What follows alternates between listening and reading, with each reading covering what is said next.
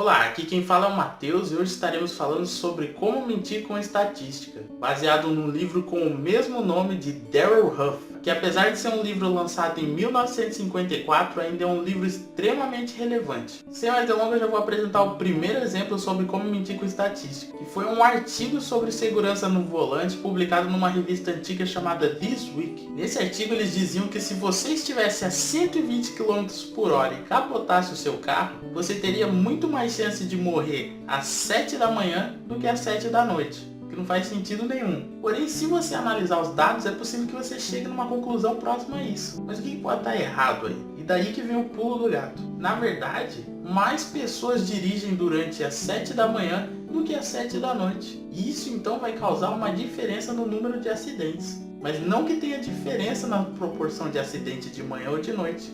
A sua chance de morrer ainda é a mesma. Só acontece que mais acidentes acontecem de manhã porque tem mais gente na rua. E só para ver como o raciocínio desse artigo foi falho, com essa mesma lógica eu posso dizer que é muito mais perigoso você andar num dia ensolarado do que num dia de cerração. Que não faz sentido nenhum, porque você andar na cerração evidentemente é mais perigoso. Porém, se você pegar os dados, muito mais gente morre em dias ensolarados, o que pode te levar a uma falsa conclusão. Mas a verdade é que tem mais dias ensolarados do que dias de cerração. Então a premissa de que tem menos acidentes no dia de cerração é verdadeira, mas a conclusão de que é menos perigoso é falsa. Outro exemplo meio semelhante que você pode pegar é que antigamente aconteciam menos acidentes de avião. Mas isso quer dizer que os nossos aviões hoje são menos preparados que antigamente? Não, isso só quer dizer que hoje a gente tem muito mais avião voando. Então, evidentemente, tem mais acidentes. Mas isso não quer dizer que os aviões de hoje são menos seguros do que antes. Muito pelo contrário. Outra coisa para mentir com estatística é usar os gráficos para mentir. Por exemplo, imagine que um patrão quer dar 10% de aumento no salário. E é mais ou menos assim que fica o gráfico.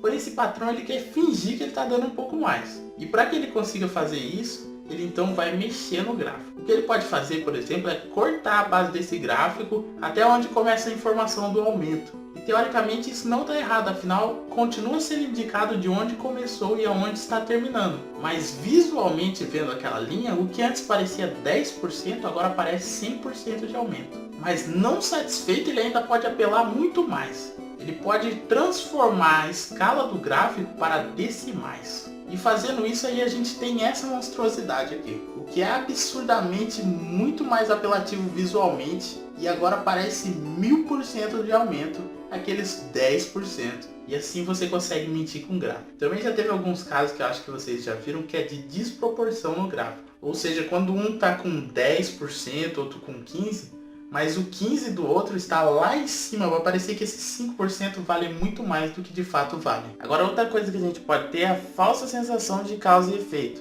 E algumas vezes algumas relações absurdas podem ser feitas, como o que foi feito com o salário dos pastores presbiterianos de Massachusetts com o preço do rum em Havana. E outra coisa que deve ser notada é que uma relação boa não necessariamente é boa para sempre. Por exemplo, é necessário que a chuva venha para que a colheita cresça. Então a gente pode chegar erroneamente à conclusão de que quanto mais chove, melhor é a colheita. Mas a chuva ela só é benéfica até um ponto. Depois disso ela começa na verdade a atrapalhar a colheita e causar prejuízos. Então a gente tem que tomar cuidado com essas correlações. Outra coisa que você tem que desconfiar são números extremamente precisos, em casos que a precisão é muito difícil, principalmente quando depende de muitos fatores diferentes. Por exemplo, teve um caso antigo que dizia que os ex-estudantes de Yale ganhavam 25.111 dólares. E essa quantia era recebida por ano e que era uma quantia grande para a época. Mas aí a questão é como eles fizeram isso, e esse é o problema da amostragem. Será que a amostragem deles foi verdadeira? Isso é muito pouco provável que tenha sido. Afinal, eles mandaram a pesquisa por correio. Primeiro, nem todo mundo recebe, pois é difícil você achar uma turma muito antiga depois de tanto tempo.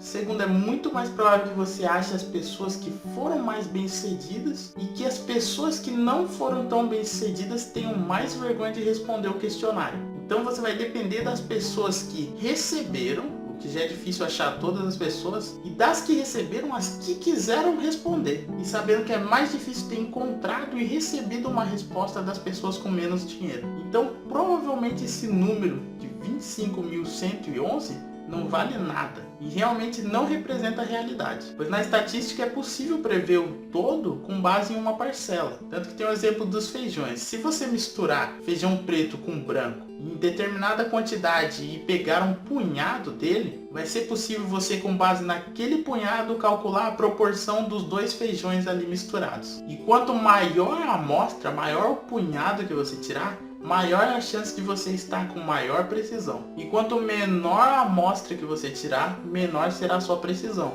E esse é o caso dos estudantes de Yale, pois eles usaram uma amostra pequena. E além de ser pequena, eles provavelmente atingiram um público muito específico, que era o público bem sucedido. E aí entra outra coisa importante, a aleatoriedade na hora da pesquisa. Porque eu não posso simplesmente buscar um grupo específico para fazer minha pesquisa sobre uma coisa mais abrangente. Ou seja, numa pesquisa eleitoral, eu não posso ir aonde estão todos os eleitores de determinado candidato e fazer a pesquisa ali, porque daí vai parecer que ele vai ganhar sem nenhum concorrente. Então a aleatoriedade é muito importante. Agora vamos para o último problema que eu vou falar aqui, que não é necessariamente o último problema do livro, por isso eu recomendo que vocês leiam, porque lá com certeza você vai ter muito mais conteúdo do que aqui, que é sobre a média. A média é um problema, porque geralmente a gente só usa a média simples, né? A média simples, por exemplo, é aquela que você usa para calcular a sua nota. Vamos supor, você tirou um tanto num bimestre, um tanto no outro bimestre, um tanto no outro bimestre, no outro bimestre. Você pega esses 4 bimestres, soma as suas notas desse período e divide por 4, e daí você vai ter a média simples. Só que a média simples não funciona para muitos casos. O que eu posso dar de exemplo é, vamos supor que você está num bairro normal, supondo que você não é milionário e que seus vizinhos também não são. Se vocês ganham mais ou menos o mesmo tanto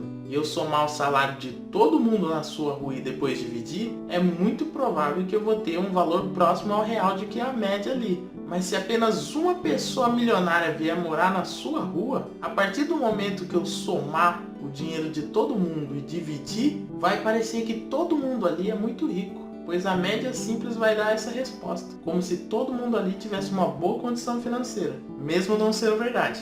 E como resolver isso? Com a média mediana. A média mediana é basicamente você pegar todos os valores que você coletou e achar exatamente o valor que está ali no meio, e com base nele você dizer o quanto tem acima daquele valor e o quanto tem abaixo. E daí você pode ir fazendo subdivisões de valores, e assim você vai ter uma noção muito maior de como está dividido as camadas de salário ali. E não vai ter o risco de um milionário fazer parecer que todo mundo ali é milionário também. Bom, esses são pouquíssimos exemplos de como você pode mentir com estatística. Mas é só por hoje. Espero que você vá atrás do livro e tente lê-lo, porque é muito importante você saber dessas coisas para o seu dia a dia. Além de que é muito interessante também você ter esse conhecimento. Então é isso, não esqueça de curtir o vídeo, de compartilhar com seus amigos, comentar. E é isso aí, ó. Um abraço a todos vocês e tchau!